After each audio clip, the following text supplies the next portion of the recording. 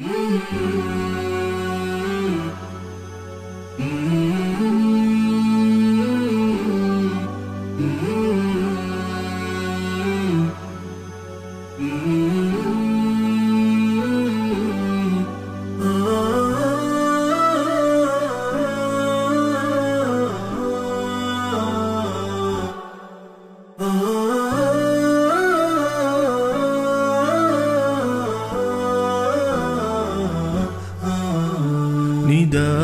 الحق صوت قد شجاني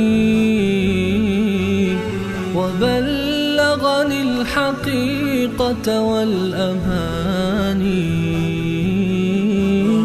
وكان لي السبيل إلى المعالي ونورا للهداية والبيان.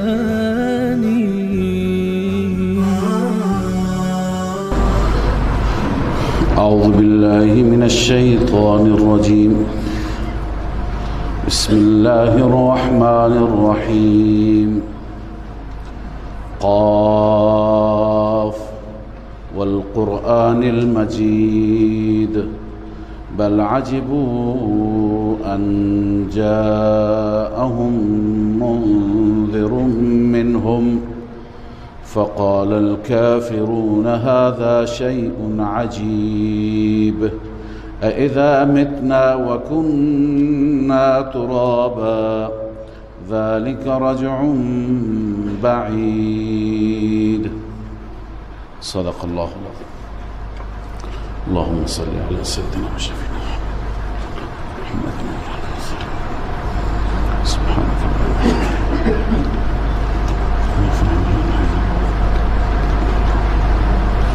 سوره مبارکه قاف هست.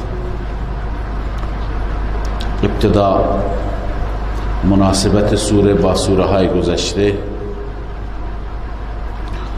اونچه که در سوره های محمد، فتح و حجرات خواندیم تقریبا یک موضوع بود. در سوره محمد موضوع جهاد بود و در فتح اثرات جهاد یعنی فتح و پیروزی، و در سوره حجرات بعد از جهاد دستورات لازم برای نظم و نسق، اموری که باید اون امور را رعایت کنیم تا یک جامعه منظم داشته باشیم. حال از سوره مبارکه قاف تا آخر قرآن مجید تقریبا یک موضوع هست. در این سوره ها که همه این سوره ها یا اکثریت قاطع این سوره های مکی هستند، موضوع قیامت و معاد در این سوره ها بحث میشه. در سوره های قبل از سوره محمد که حوامیم بودن موضوع توحید بود. در این سوره ها موضوع قیامت و معاد هست. اصل این دوتا هستند، ایمان بالله و ایمان بالیوم الاخر. ایمان کسی به خدا و به توحید و یگانگی داشته باشد و ایمان به روز آخرت و رسالت رسول الله، این نجات می‌یابد. پس ایمان به قیامت یکی از واجبات و یکی از فرائض و ارکانی هست، اصولی هست که بدون اون انسان نمیتونه مسلمان باشه. مشرکان در طول زمان نسبت به قیامت ایمان خوبی نداشتند. اکثر مشرکان در زمانهای گذشته وقتی که انبیا قیامت را مطرح میکردند مسخره میکردند و بعد با عقل خودشون با قیاس عقلی رد میکردند. هرچی که تو عقل دنیاوی میآمد همین را قیاس قرار میدادند و ملاک قرار میدادند و قیامت را رد میکردند. در این سوره ها هم تأکید هست بر قیامت و هم در بعضی از سوره ها تصویری الله تعالی از قیامت میکشد، چه شرایطی اونجا حاکم میشه و هم احوال مختلف قیامت، انسان ها در چه وضعیت خواهند بود. و ربط این سه تا سوره قاف و بعد از سوره قاف سوره ذاریات میاد و بعد از سوره ذاریات سوره طور میاد. اینها هر یک موضوع قیامت را علی سبیل ترقی بیان میفرمایند. مثلا در سوره قاف داریم که الله تعالی میفرماید آنچه که شما وعده داده میشوید اون چی هست؟ کذالک الخروج. خداوند مثال ذکر میفرماید، بعد از اون مثال میفرماید کذالک الخروج، یعنی ای مردم، ای بندگان، خروج شما از قبرها به همین صورته، به همون صورتی که یک بوته و یک جوانه از زمین میروید و زنده میشه. در سوره ذاریات علی سبیل ترقی الله میفرماید که ان الدین لواقع و انما توعدون لواقع و انما توعدون لصادق و ان الدین لواقع. وعده ای که شما از سوی الله تعالی داده میشه وعده صادق است و جزا واقع میشه. دین به معنی جزا، هم به جزای نیک گفته میشه هم به جزای بد گفته میشه. این در سوره ذاریات است. و باز در سوره طور علی سبیل ترقی میفرماید ان عذاب ربک لواقع. عذاب رب که کیفر اعمال بسیاری از شماست اون واقع میشه. پس در هر سی صورت تقریبا موضوع یکی هست اما علی سبیل ترقی. الله میفرماید والقرآن المجید، سوگند به قرآن مجید. اینجا الله عزوجل قرآن مجید را مقسم بهی قرار دادند، یعنی مورد قسم، یا قرآن مجید را شاهد قرار دادند. چون انسان به کسی که قسم میخورد او را شاهد قرار میده. ما وقتی میگیم والله معنی اینه که خدا شاهده. وقتی خداوند میفرماید والعصر معنیش اینه که عصر و تاریخ شاهده. وقتی میفرماید والقرآن المجید معنیش اینه که قرآن شاهده، قرآن گواه است. خب این قسم شد. قرآن المجید مفسرین گفتن المجید به معنی ذو المجد و الشرف. المجید به معنی چی؟ ذو المجد و الشرف، اون قرآنی که دارای مجد و شرف است. الله به اون قسم میخورد. جواب قسم چیه؟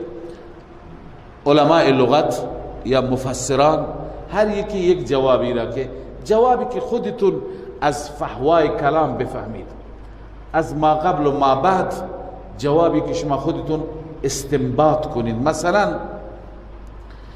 جواب قسم نزد اخفش و مبرد و زجاج اینه که لتبعثن، چون بحث قیامته. والقرآن المجید لتبعثن، قسم به قرآن مجید که شما مبعوث میشوید، یعنی بعد از مردن از قبرها چی میشید؟ بلند میشوید. بعضی این جواب را ذکر کردن. بعضی گفتند، ابو حیان گفته والقرآن المجید انک جئتهم منذر، قسم به قرآن مجید که تو به عنوان منذر آمدی، تو به عنوان ترساننده آمدی ای رسول مکرم. حضرت شیخ رحمه الله، شیخ امام مرشد ما میفرماید، ایشون جوابی مقدر میفرماید که حد در اون جواب هم رسالت است هم قیامت است. والقرآن المجید انک لرسول صادق و ان الساعة لواقع، یا انک لرسول حق و ان الساعة لواقع. قسم به قرآن مجید که تو پیامبر بر حق خدا هستی و قیامت هم برپا می شود، یک روزی اتفاق می افتد. چون که دلایل هم رسالت است هم قیامت است. مثلا ببینید ابتدا درباره رسالت الله تعالی سخن می فرماید بل عجبوا ان جاءهم منذر منهم. الله می فرماید اینها تعجب کردن، مشرکان تعجب از این موضوع که ان جاءهم منذر منهم، منذری ترساننده بیم دهنده از میان خودشان آمده. فقال الكافرون هذا شیء عجیب، برای کافران این واقعا عجیب بود که پیامبری بیاید از بطن و از متن خود ما بشر، از بشریت پیامبر تعجب میکردند.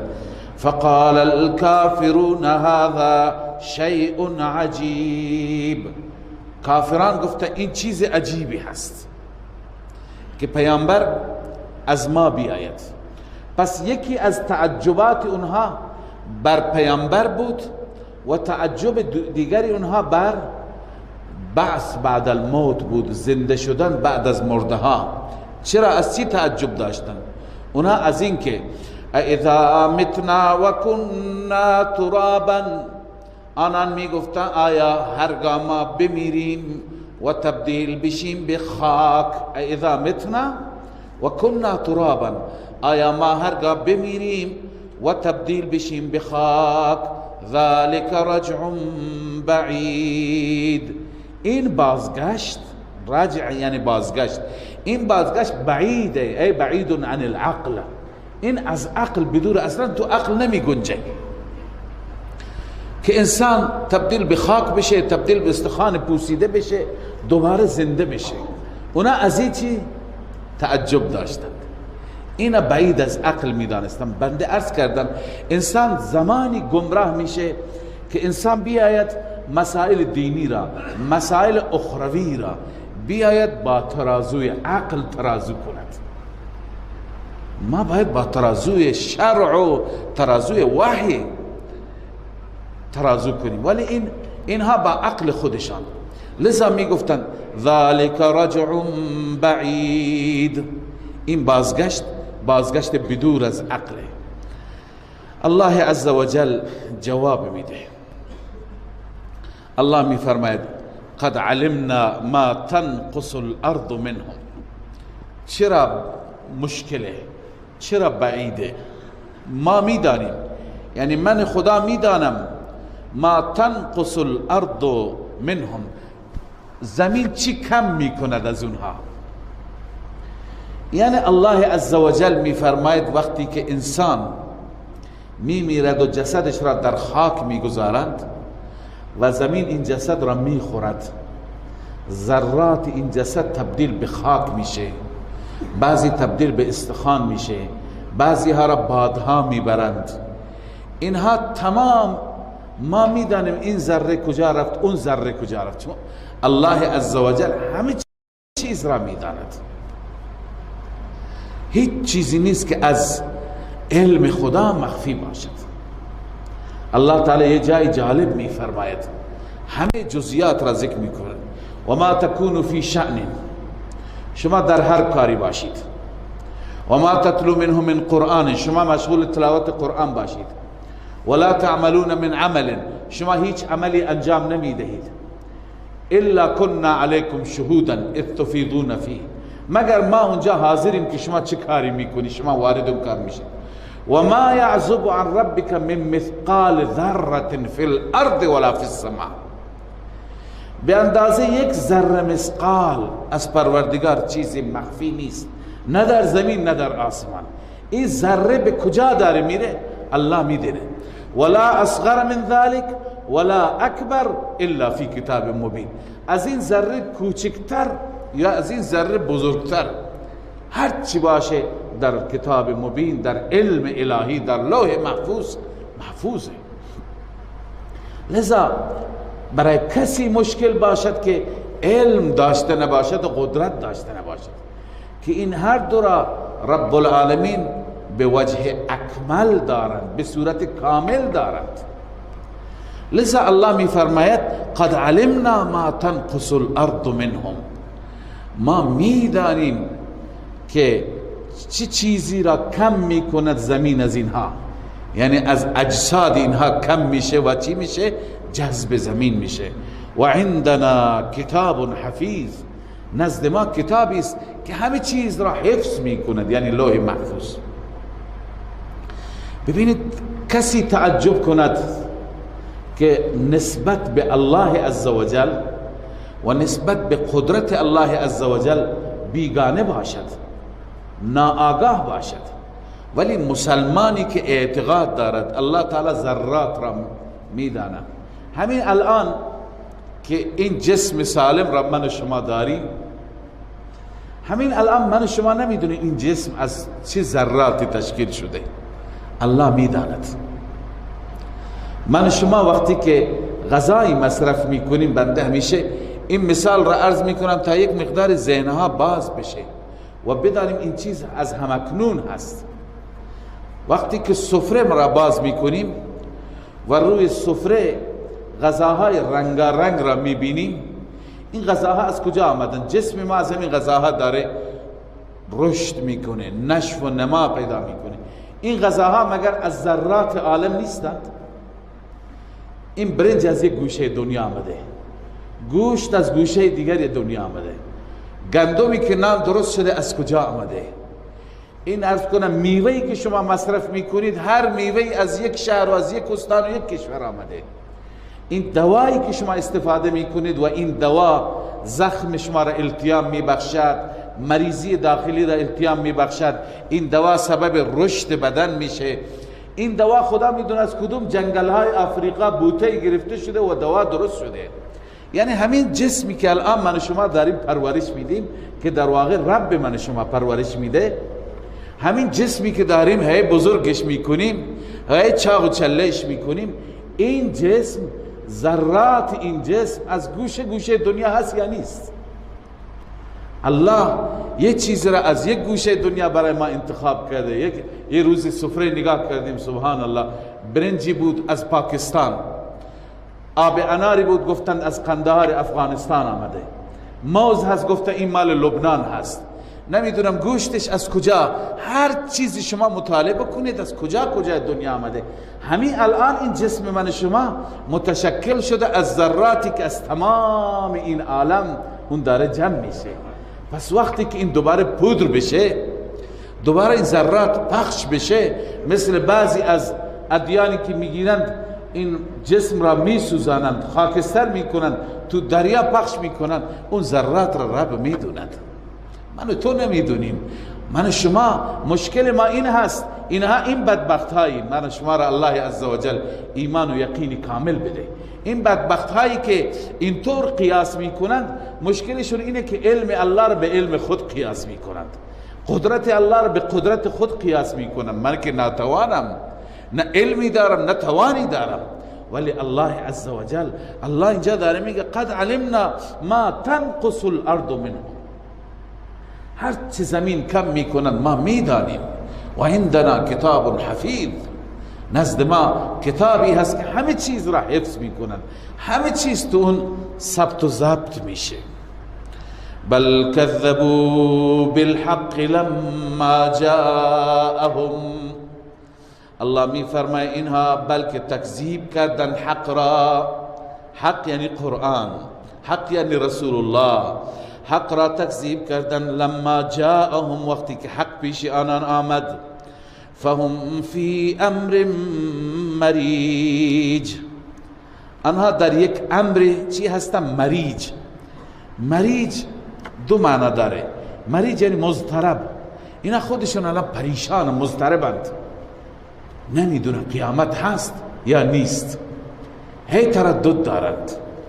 و یک معنی مریج هست، مریج به معنی فاسد، مثل میگویند که مرجت امانات الناس ای افسدت، امانت های مردم چی شد؟ فاسد شد.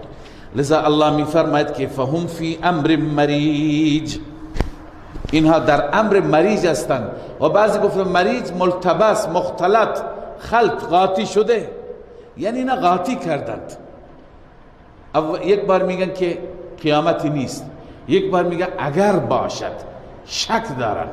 لذا اینا شک و تردد دارند.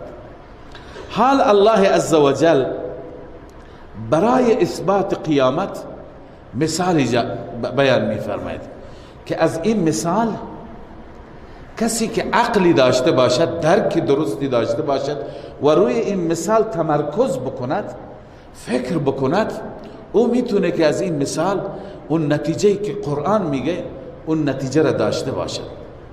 الله عزوجل مثال را شروع میفرماید با قدرت خودش از آسمان.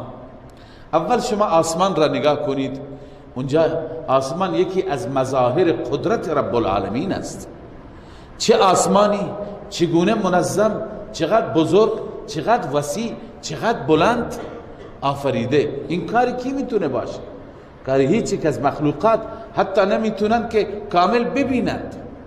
الله میفرماید افلم ينظروا الى السماء فوقهم كيف بنيناها، آیا آنها نگاه نمی کنند به آسمان بالای سرشون هست؟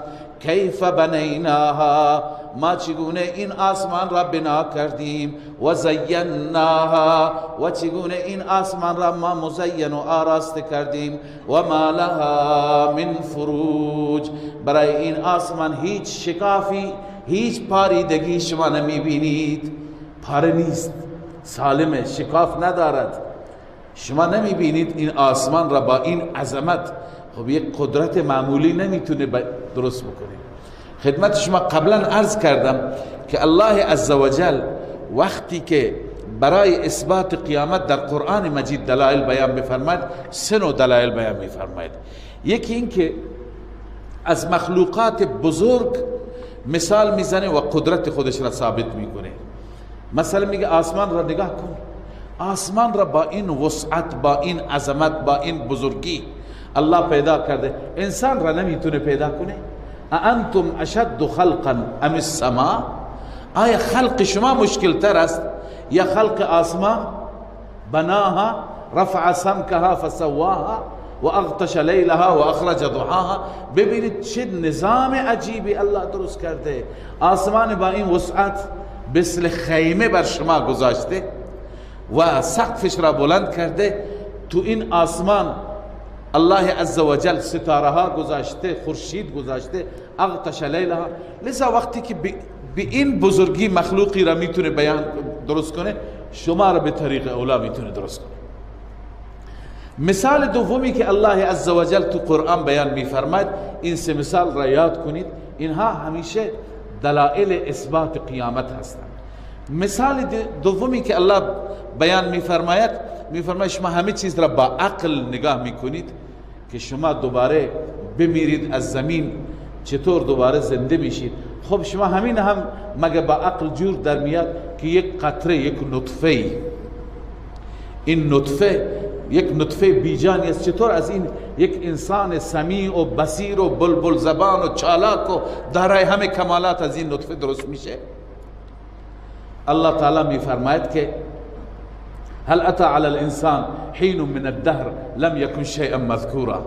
انسان یک زمانی بود هیچی نبود. انا خلقنا الانسان من نطفه امشاج نبتليه فجعلناه سمیعا بصیرا. از یک نطفه‌ای که قاطی شد دو تا نطفه مرد و زن، این چه انسان با کمالی، با هنری، چقدر علم دارد، چقدر زرنگه، چقدر چالاکه، سمیع بصیره، همه چیز میبینه، همه چیز میشنوه، همه چیز درک میکنه. چقدر این انسان فهم داره، عقل داره که دنیا را در اختیار خودش گرفته. بر آسمان هم حکومت میکنه، بر دریا هم حکومت میکنه، بر زمین. این از چی درست شده؟ از یک نطفه. لذا این یکی دیگر از دلایل. اگر میخوای با عقل بسنجی، اینا هم با عقل جور در نمیاد. سوم مثال برای قیامت و ثبوت قیامت یا مرده شده، زنده شدن مرده ها، الله از زمین بیان میفرماید. زمین را ببین، زمین خشک و خالی، زمین بی آب و علف، هیچ اثری از حیات نیست، هیچ اثری از زندگی نیست. الله باران را میباراند، مدتی بعد میبینی سبحان الله این زمین زنده شد، این زمین یک چمنزاری شد، این زمین روز بروز شادتر میشه، روز بروز آبادتر میشه. خب این زمین مرده را کی زنده کرد؟ همون ربی که این زمین مرده را زنده کرد، اون انسان مرده را هم زنده میکنه. لذا این نوع دلائل را الله در قرآن بیان میفرماید. اینجا یکی از همون دلائل است. الله میفرماید افلم ينظروا الى السماء فوقهم کیف بنیناها، آیا اینها نگاه نمی کنن به آسمان بالای سرشان هست چگونه ما بنا کردیم آسمان را، و زیناها، ما چگونه آراسته کردیم آسمان را. چه زیبا. انسان یک شبی که مهتابی نباشد، یک شبی که تار باشد، تاریک باشد، ماه نباشد، بره جایی که برقم نباشه تماشا بکنه آسمان را با اون ستاره هایش، با اون کهکشان های مختلف. سبحان الله، انسان لذت میبره، اعصاب انسان راحت میشه وقتی که اون زیبایی را میبینه. لذا الله میفرماید که و زیناها، ما آراسته کردیم او را، و ما لها من فروج، این آسمان هیچ شکافی هم نداره. والارض مددناها و القینا فیها رواسی، زمین را ما کش دادیم، گسترانیدیم و در زمین انداختیم میخها، یعنی کوها را. و انبتنا فیها من کل زوج بهیج، الله می فرماید ما رویاندیم در این زمین از هر نوع، زوج اینجا به معنی نوع هست، از هر نوع، بهیج یعنی تر و تازه، هر نوع میوه ها، سبزیجات، درختان، علفزارها، بوته ها، گل ها، تر و تازه. انسان گاهی مناظر زمین را نگاه میکنه، سبحان الله، خداوند عزوجل چطور زمین را نقاشی کرده، چطور زیبا درست کرده. تبصرتا، همه اینها اگر کسی عقل داشته باشه، اگر کسی دین داشته باشه، تبصره هستند. تبصره یعنی سبب روشنی چشم هستند، چشم انسان باز میشه و ذکر قلب انسان باز میشه. ذکر یعنی تذکرند، پندند، هم باعث بصیرت میشند و هم باعث بصارت میشند. بصیرت یعنی درک قلب، بصارت یعنی درک چشم. هم اینها تبصره هستند، موجب روشنی چشم میشن، و هم اینها ذکرها هستند برای فهم انسان. تذکرا لکل عبد منیب، اما یک کافری که اعتقاد ندارد او پند نمیگیرد. اون انسانی الله میفرماید پند میگیرد که بنده انابت کننده باشد، بنده که در وجودش انابت است، در وجودش حق طلبی هست. لکل عبد منیب.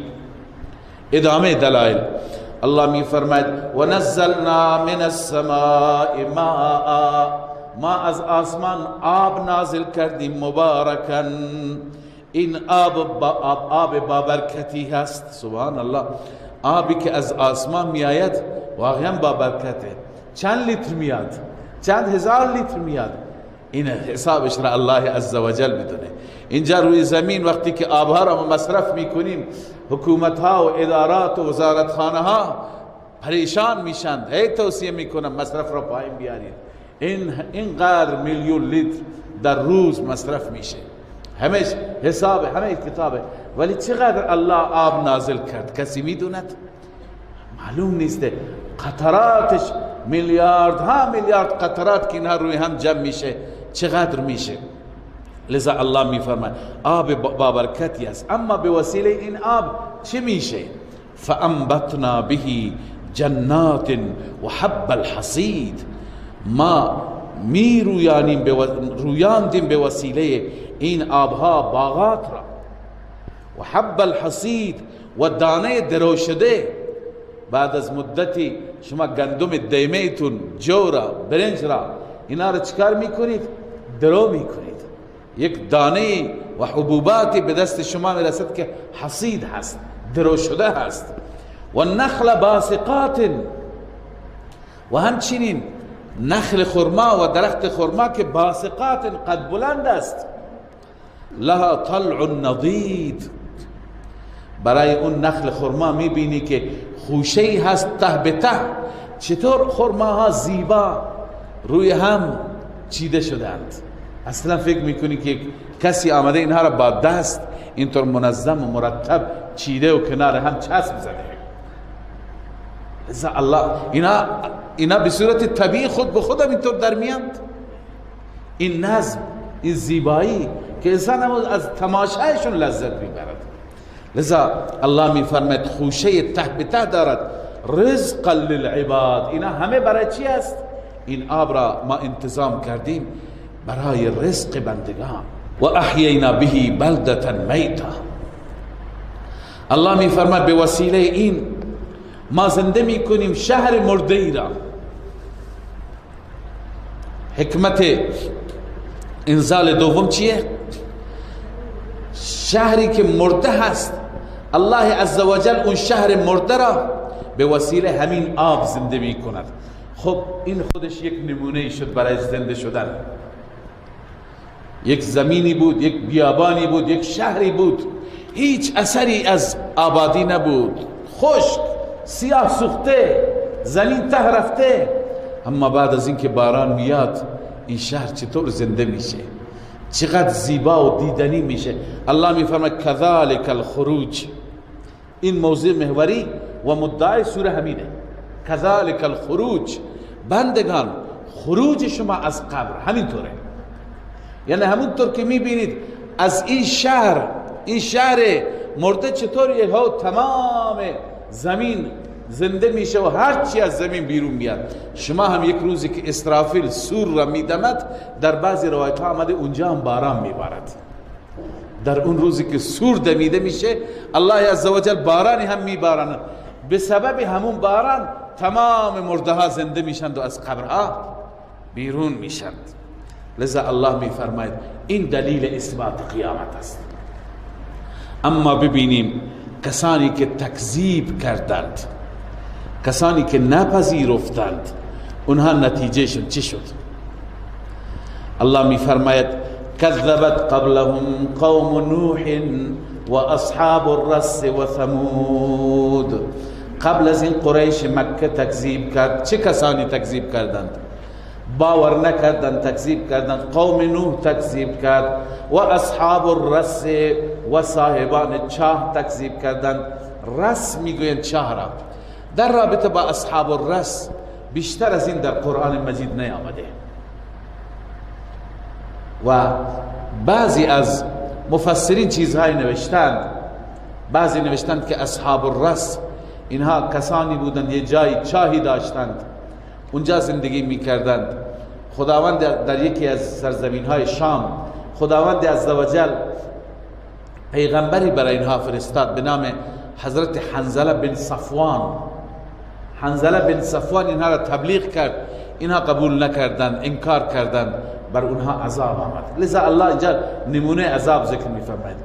الله میفرماید قوم نوح تکذیب کردند، اصحاب الرس تکذیب کردند و ثمود تکذیب کرد قوم ثمود و عاد قوم عاد تکذیب کرد و فرعون هم تکذیب کرد و اخوان لوط و برادران لوط یعنی قوم لوط. همه این سرکش ها که داستانشون مفصل تو سوره ها هست، اینها به چه کیفر بدی گرفتار شدند. و اصحاب الایکه و همچنین تکذیب کردن قوم شعیب. اصحاب الایکه، ایکه میگن جنگل انبوه را، اونا چنین جنگلی زندگی میکردن. و قوم تبع و همچنین قوم تبع تکذیب کرد. قبلا عرض کردم خدمت شما تبع حمیری که از پادشاهان، از لقب پادشاهان یمن است. تبع لقب پادشاهان یمن است. قوم تبع یعنی قوم اسعد معدی کرب که از پادشاهان یمن بود، اونا هم تکذیب کردن. همه تکذیب کردن مثل شما ای قریشی ها، ای اهل مکه، ای عرب ها. نتیجه چی شد؟ الله می فرماید کل کذب الرسل، همه و همه تکذیب کردند رسول را. فحق وعید، نازل شد بر آنان وعید الله یعنی عذاب نازل شد. ای قریش، ای مخاطبین، شما هم اگر تکذیب بکنید شما خونتون رنگین تر از اونها نیست، برای شما هم عذاب میاد. افعینا بالخلق الاول، الله می فرماید آیا ما خسته شدیم؟ مگه ما خسته شدیم از خلق اول، از پیدایش اول؟ خب شما ما قبول دارید که اولین پیدایش شما توسط الله هست، الله شما را پیدا کرده. افعینا بالخلق الاول، آیا ما خسته شدیم از آفرینش اول؟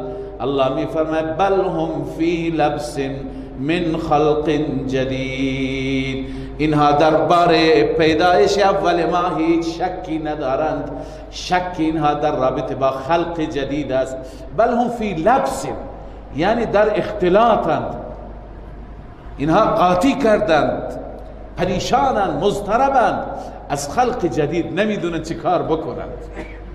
لذا الله عزوجل در رابطه با قیامت و اثبات قیامت اینجا دلیل بیان فرمود. این رکوع اول بود. در رکوع دوم الله ذکر می فرماید وقتی که قیامت باشد چه شرایطی چه حالتی شما دارید.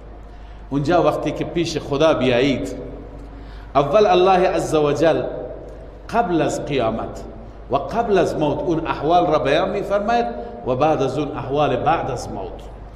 الله می فرماید ولقد خلقنا الانسان ونعلم ما توسوس به نفسه، همانا ما آفریدیم، ما خلق کردیم انسان را و ما می دانیم آنچه که نفس انسان به او وسوسه می کند. تو دلش باور قیامت است یا انکار قیامت؟ الله می فرماید ونحن اقرب الیه من حبل الورید، ما به این انسان از شاهرگش نزدیکتر هستیم. بنیسه به اعتبار علم، یعنی ما از ته و ته انسان میدانیم، از همه زیر و بم انسان میدونیم، از همه رمز و رموز انسان ما خبر داریم. ما از شاهرگ به او نزدیکتر هستیم. حال الله عزوجل بحث انضباط اعمال را بیان می‌فرماید. این که شما در دنیا هر چی دلتون میخواد بکنید اینطور نیست. اعمال روی یک انضباطی هستند، روی یک نظم خاصی، اینا ثبت و ضبط میشند، اینا نوشته میشند. الله می‌فرماید اذ یتلقى المتلقیان، زمانی که ملاقات میکنند دو ملاقات کننده، یعنی دو تا فرشته که برای انسان تعیین شدن، عن الیمین و عن الشمال قعید، از راست و از چپ نشستن بر انسان، از راست و از چپ بر انسان مسلط هستند. یکی قسمت راست، یکی قسمت چپ. در این فرشته ها یکی حسنات را می نویسد، یکی سیئات را می نویسد.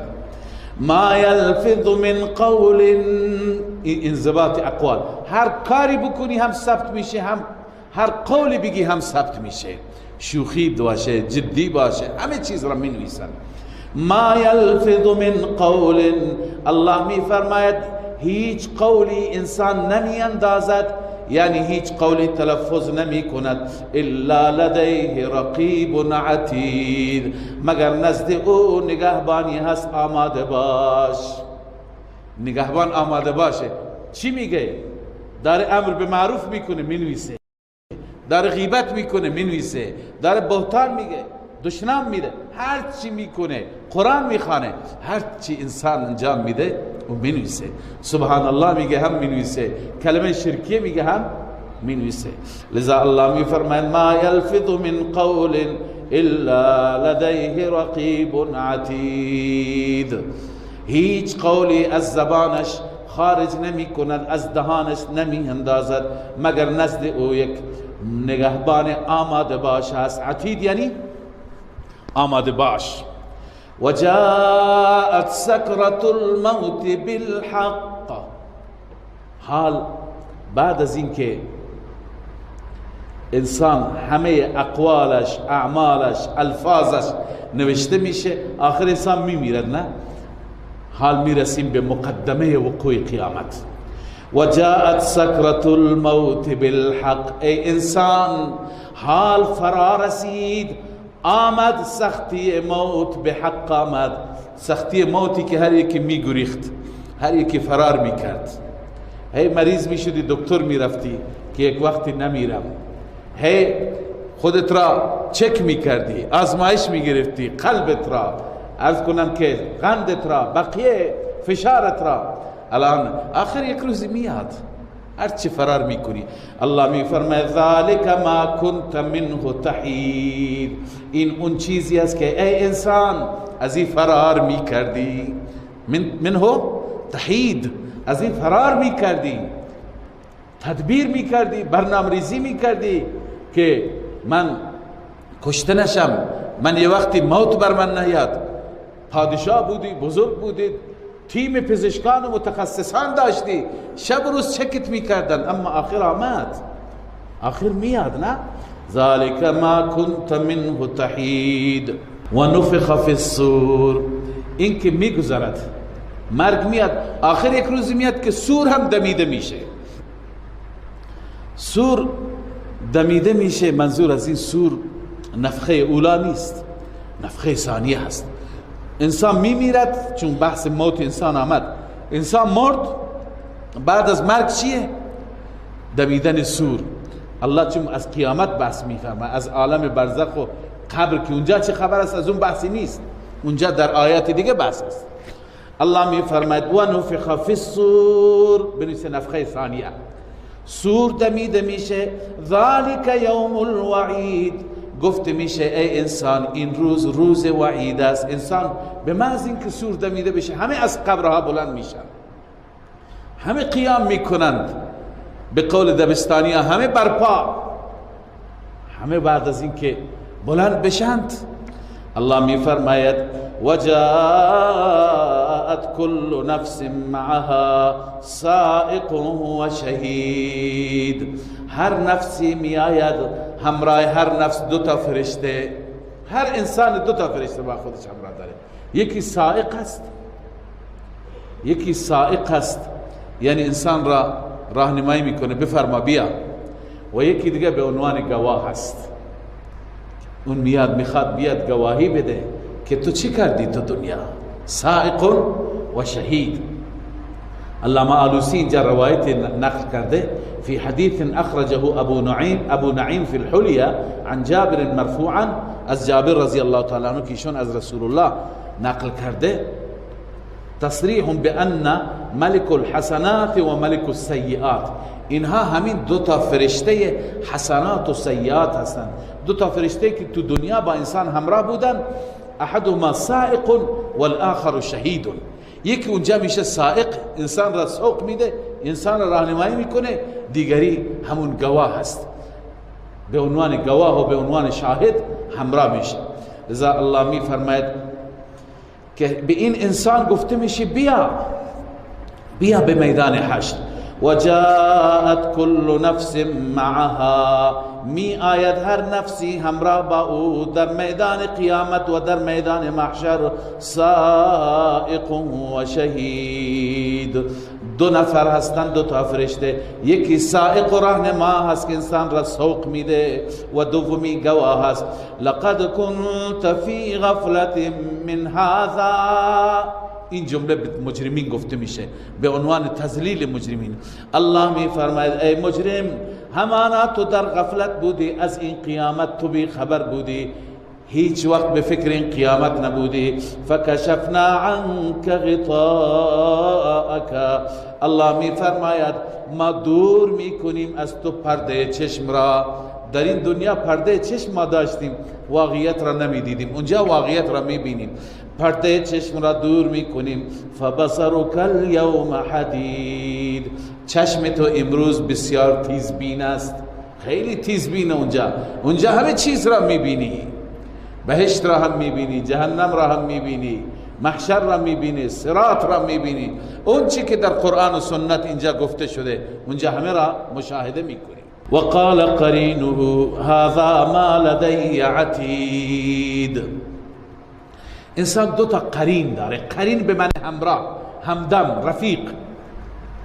یکی از این دو تا قرین فرشته هست که فرشته کارش ثبت و ضبط بوده، و یک قرین دیگه شیطان بوده که انسان را هی تو گوش انسان میخونده، انسان را گمراه میکرده. هر دو تا قرین اونجا هستند. یک قرین گواهی میده، یک قرین اعلام براءت میکنه، میگه خدا من کار ندارم، خودش گمراه شد.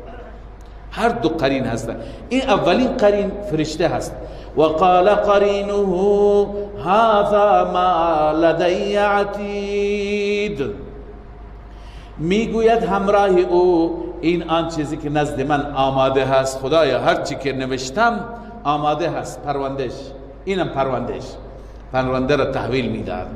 الله میفرماید القیا فی جهنم کل کفار عنید، بیاندازید در جهنم هر انسان ناسپاس ضدی را. دستور داده میشه هر انسان ناسپاس را بیندازید. عزیزان طلبه و اهل علم میدانن القیا صیغه تثنیه هست، به دو نفر گفته میشه شما دوتا بیندازید. این دو نفر کی هم؟ چند قول هست اینجا. بعضی گفتن این الف تثنیه نیست، این الف جایگزین نون تأکید است. القیا به معنی القین، حتما بیندازید. به دو نفر گفته نمیشه، به یک فرشته دستور داده میشه. اما بعضی ها مثل امام ابن جریر و غیره میگن این خطاب تثنیه است. همین دو تا سائق و شهید، همین که قبلا خواندیم، دو فرشته، یکی سائق یکی شهید، به اون دو گفته میشه، به اون دو گفته میشه که شما دوتا بیندازید. حضرت شیخ رحمه الله هم معتقد است با توجه به آیه دیگر القرآن یفسر بعضه بعضا، این صیغه تثنیه است. ما در سوره رحمان میخوانیم ان شاء الله یعرف المجرمون بسیماهم فیؤخذ بالنواصی والاقدام. مجرمان در روز قیامت با سیمایشان شناخته میشند. دستور داده میشه که ناصیه یعنی موهای پیشانیشون را بگیرید و پاهایشون را بگیرید و بندازی وسط جهنم. لذا اونجا دو تا فرشته میگیرن، یکی از پیشانی انسان را میگیره، انسان مجرم را، یکی از قدم میگیرد. این دوتا دور میندازن وسط جهنم میفته. لذا پس صیغه تثنیه درسته، به دو فرشته خطاب میشه.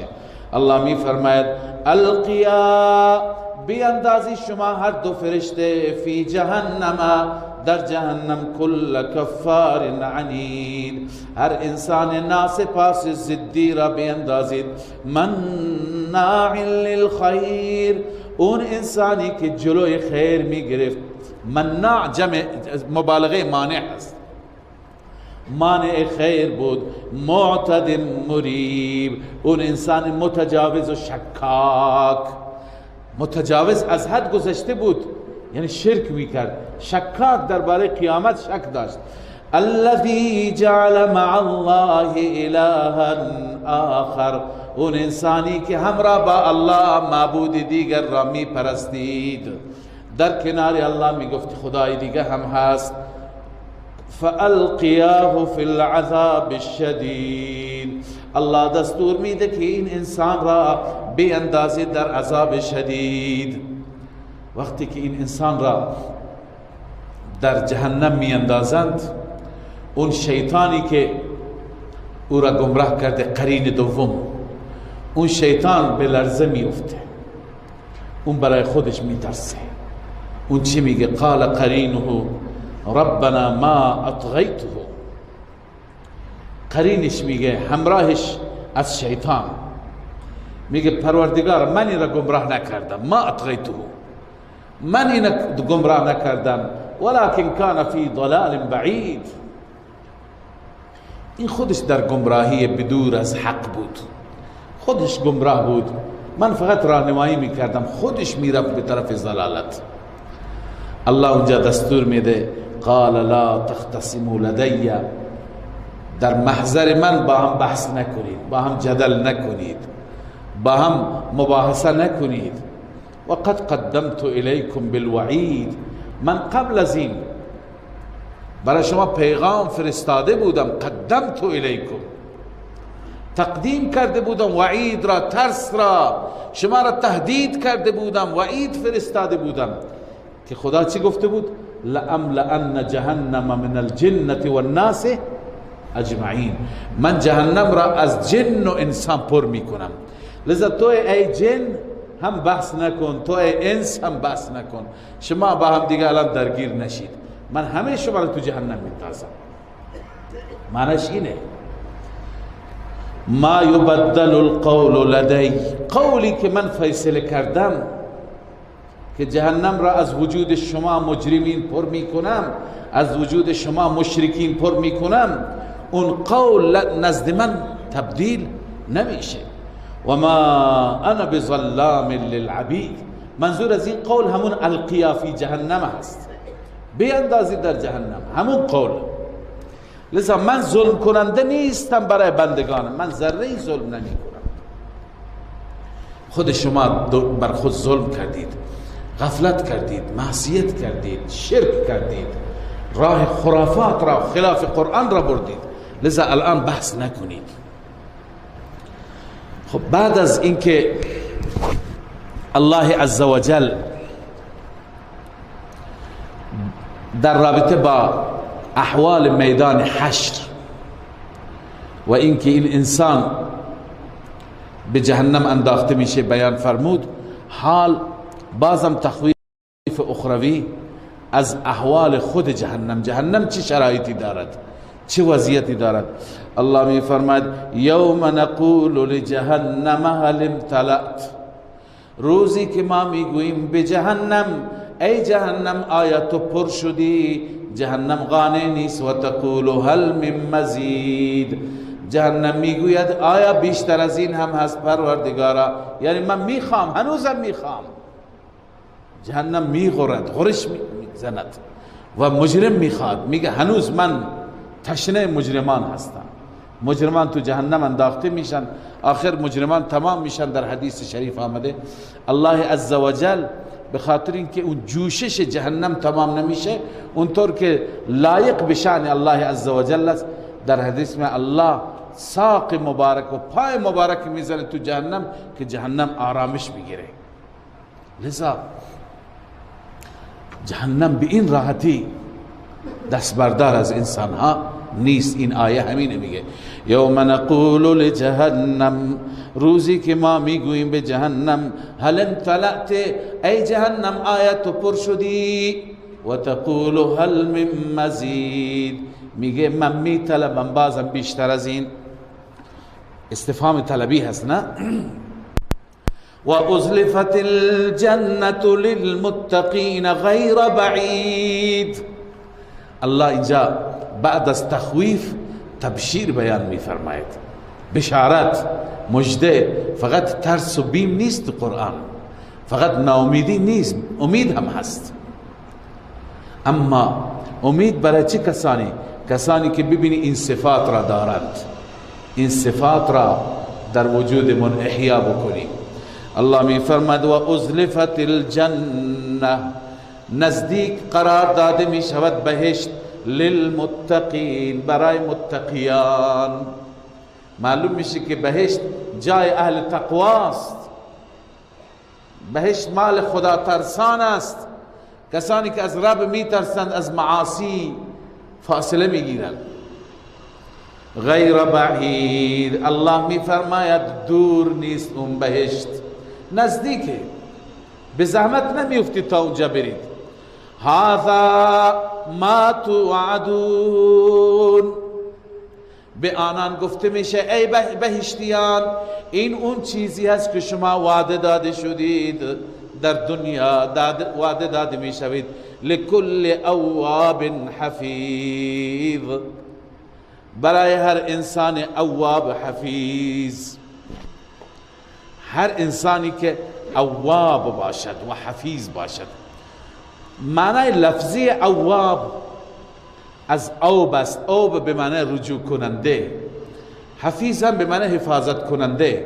اما تفسیر صحیحش حضرت مجاهد رحمه الله که یکی از مفسران است، ایشون فرمود الا انبئک بالاواب الحفیظ، آیا من معنای اواب حفیظ را برات بگم؟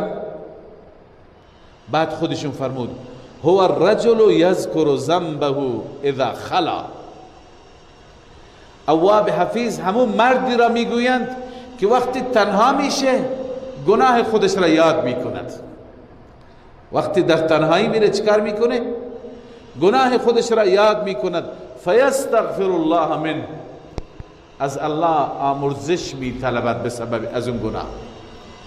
یعنی وقتی که تنها میشه کسی نیست یاد میکنه خدایا من چه جنایتی کردم، لذا استغفار می. این اواب است، بار بار به خدا رجوع کردن و حفظ کردن و یاد کردن اشتباهات. باز هم تفسیر متقین و تفسیر اواب حفیظ خود قرآن ادامه داده. کیه این متقین؟ کیه این اواب حفیظ؟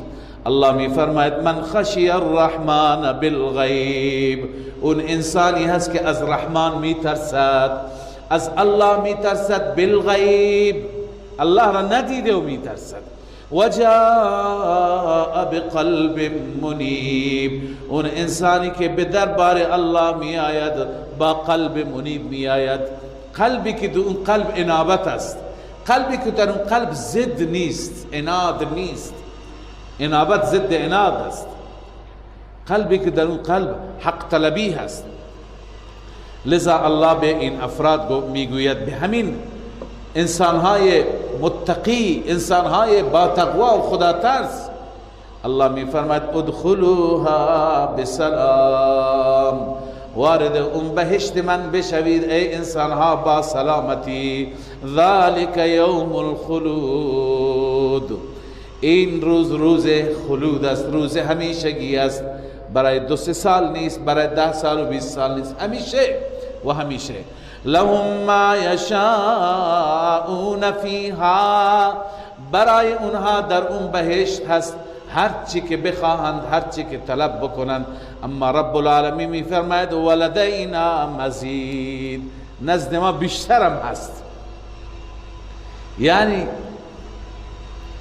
نزد ما نعمتهای مزیدی هست، نعمتهای بیشتری، نعمتهایی که انسان اصلا فکرش را نمی کند، مثل دیدار الله عزوجل، زیارت الله. رسول اکرم صلی الله علیه و سلم فرمود که الله تعالی به بهشتی ها میگه که چیزی باقی مانده؟ میگه یا رب نه، هر چی که در دل ما خواست ما به اون رسیدیم، به تمام تمناها و آرزوهای دل رسیدیم. الله میفرماید نه، یک چیز مانده، اون ملاقات من است، دیدار من است. بعد الله عزوجل اونطوری که جلال الله تقاضا میکند، شأن الله است، الله خودش را به بهشتی ها نشان میده. چنان اهل بهشت محو میشوند، چنان لذت میبرند از دیدار دوست و از زیارت رب که وصفش را انسان عاجز بگه. بعد تمنا میکنند دیگه هیچ چی نباشه، همین یکی باشد. الله میفرماید نه، هر جمعه به جمعه، هفته یک بار دیدار الله نصیب میشه برای بهشتی ها. الله میفرماید ولدینا مزید، نزد ما بیشتر از این هست. خب بعد از این که هم الله عزوجل مژده بیان فرمود، بشارت بیان فرمود و همچنین تخویف بیان فرمود، حال تخویف دنیوی. الله میفرماید عذاب در آخرت فقط نیست، در دنیا هم برای مجرمین عذاب است. الله میفرماید و کم اهلکنا قبلهم من قرن، چقدر از انسان ها را که قبل از اینها بودن ما هلاک کردیم، من قرن، در قرن های مختلف. هم اشد منهم بطشا، اون انسان ها سخت تر بودند از اینها از نظر قوت، قدرت، از نظر گرفت قدرت. یعنی ای قریش مکه، ما مردانی مثل شما که در قبل هلاک کردیم اونها از شما نیرومندتر بودند، اونها قدرتشون از شما بیشتر بود. فنقبوا فی البلاد، اونها وارد شهرها شدند و شهرها را تابع خود قرار دادند، شهرها را مسخر کردند. هل من محیص، اما بعد از اینکه عذاب من آمد آیا از عذاب من خلاصی هست؟ محیص یعنی مفر، جای فرار هست، خلاصی هست. ان فی ذلک لذکرى لمن کان له قلب او القى السمع وهو شهید. همانا در این واقعات، در این حوادث، در این اتفاقات اقوام گذشته لذکر، پند هست. بعضی از ما از واقعات گذشته به عنوان یک داستان فقط نگاه میکنیم، خود را سرگرم میکنیم، اما بعضی که الله عزوجل به اونها فهم و فراست داده، به اونها قلب آگاه و دلی فهمیده داده، اونها از این واقعات درس میگیرند. الله هم هنا میفرماید لذکر لمن کان له قلب، پند و اندرز هست برای اون انسانی که برای او قلبی هست، یعنی عقلی هست. او القى السمع و هو شهید، یا اینکه گوش کند، گوش را القا کند یعنی خوب گوش کند و هو شهید. شهید یعنی قلبا هم توجه داشته باشد، قلبا هم حاضر باشد.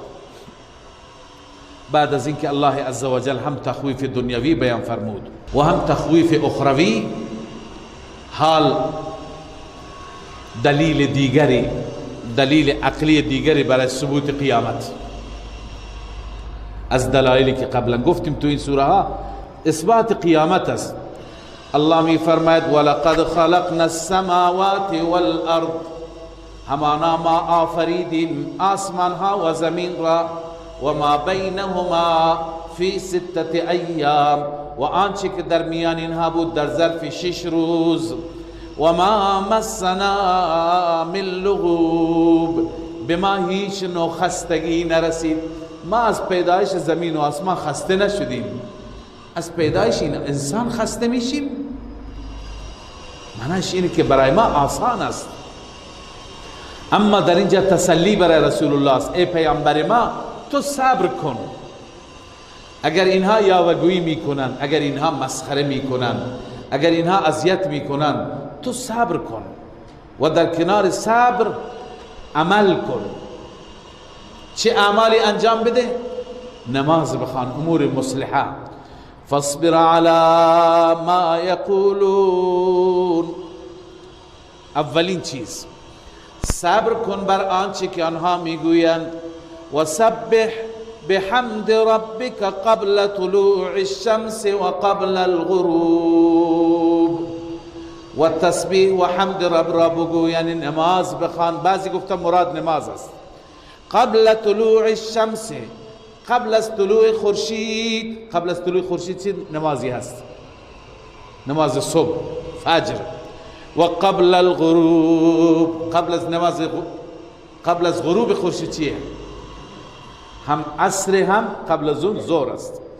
و من اللیل فسبح، همچنین در شب تسبیح الله را بگو، یعنی مغرب و عشاء. و ادبار السجود، و ادبار السجود، پشت سر سجده ها، یعنی بعد از فرائض سنن و نوافل. بس گفتند مفسرین که این یکی از محدود آیت هایی هست که در این آیه اشاره به سوی نمازهای پنجگانه شده. و سبح بحمد ربک قبل طلوع الشمس، یعنی نماز صبح. و قبل الغروب، یعنی نماز ظهر و عصر.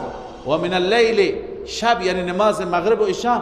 و ادبار السجود، و نمازهای دیگری که پشت سر سجده ها میخوانی، یعنی پشت سر فرائض میخوانی. بعد از فرائض ما چی میخوانیم؟ سنن و نوافل. واستمع یوم ینادی المنادی من مکان قریب، گوش کن روزی که ندا کننده از مکان نزدیک. منظور از ندا کننده اسرافیل است. ندا می کند، سورش را می دمد، سورش را می زند، به اصطلاح بوغش را می زند. اما من مکان قریب، مکان قریب معنیش اینه که اون سور را وقتی که اسرافیل می زند چنان صدایش نزدیکه، هر که فکر میکنه که بیخ گوش منه، چنان صدا بلنده. هر که فکر میکنه این صدا به من نزدیک بود. لذا الله عز وجل میفرماید یوم یسمعون الصیحة بالحق، روزی که همه انسان ها میشنوند صیحه را، صیحه یعنی فریاد را، فریاد اسرافیل را به حق میشنوند. ذالک یوم الخروج، این روز روز خروج از قبر هاست. همه از قبور چی میشوند؟ خارج میشوند. انا نحن نحیی و نمیت، همانا ماییم که زنده میکنیم شما را و میمیرانیم. و الینا المصیر، و فقط به سوی ماست جای رجوع شما. الله می فرماید یوم تشقق الارض عنهم سراعا، روزی که زمین شکافته میشه، زمین شق میشه، با سرعت از زمین بیرون میآیند. ذلك حشر علینا یسیر. الله می فرماید این حشری هست، جمع شدن شما انسان ها در میدان حشر بر ما آسان است. علینا یسیر. نحن اعلم بما یقولون. بازم تسلی برای پیغمبر. وقتی که این آیات نازل می شد مشرکی مسخره می کردند به قیامت و به زنده شدن بعد از مرگ. الله تسلی میده پیامبر خودش را، ای محبوب من تو ناراحت نباش، ما بهتر میدانیم اینا چی دارن میگن. نحن اعلم بما یقولون، ما بهتر میدانیم آنچه که میگویند. و ما انت علیهم بجبار، تو بر اونها جبار نیستی، یعنی زورگو نیستی، سختگو نیستی، بلکه مبلغ و ناصح هستی. پس ای پیغمبر تو چیکار کن؟ فذکر بالقرآن من یخاف وعید، به وسیله قرآن پند بده، تذکر بده، اندرز بده. من یخاف وعید، اون انسانی را که بترسد از وعید. وعید روز قیامت، از روزی که در اون روز ترس هست. لذا این انسان هایی که میترسن اونها را بترسن. صدق الله العظیم. الحمد لله رب العالمين والعاقبة للمتقين والصلاة والسلام على سيدنا وحبيبنا ومولانا محمد وعلى آله وأصحابه أجمعين. ربنا وآتنا ما وعدتنا على رسلك ولا تخزنا يوم القيامة ولا تخزنا يوم القيامة ولا تخزنا يوم القيامة إنك لا تخلف الميعاد. ربنا اغفر لنا ذنوبنا وإسرافنا في أمرنا وثبت أقدامنا وانصرنا على القوم الكافرين. پروردگارا اله العالمین بر ما لطف بفرما، بر ما ترحم بفرما. اله العالمین پروردگارا دنیا و آخرت ما را آباد بگردان، از عذاب جهنم، از سختی های آخرت، از شدائد میدان محشر، از شدائد پل صراط و از همه مراحل سخت قیامت نجاتمون عنایت بفرما.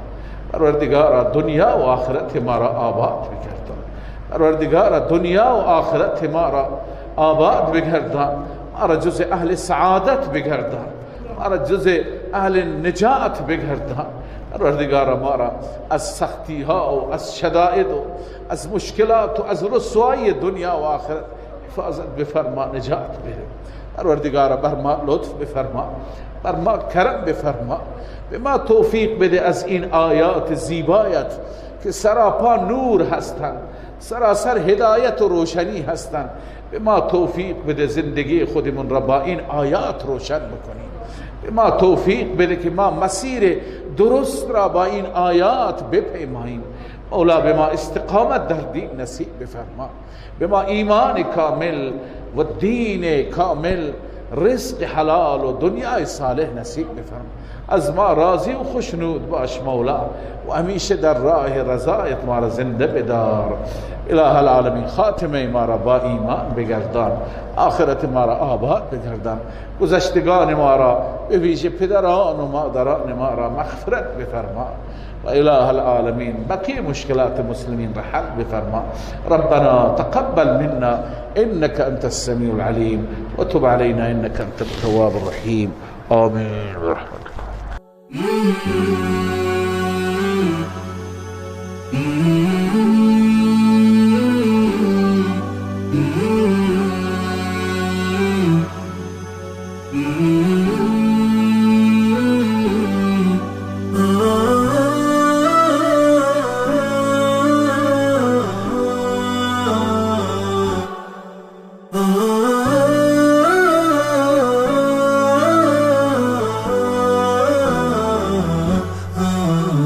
نداء الحق صوت قد شجاني وبلغني الحقيقة والأماني وكان لي السبيل إلى المعالي ونورا للهداية والبيان.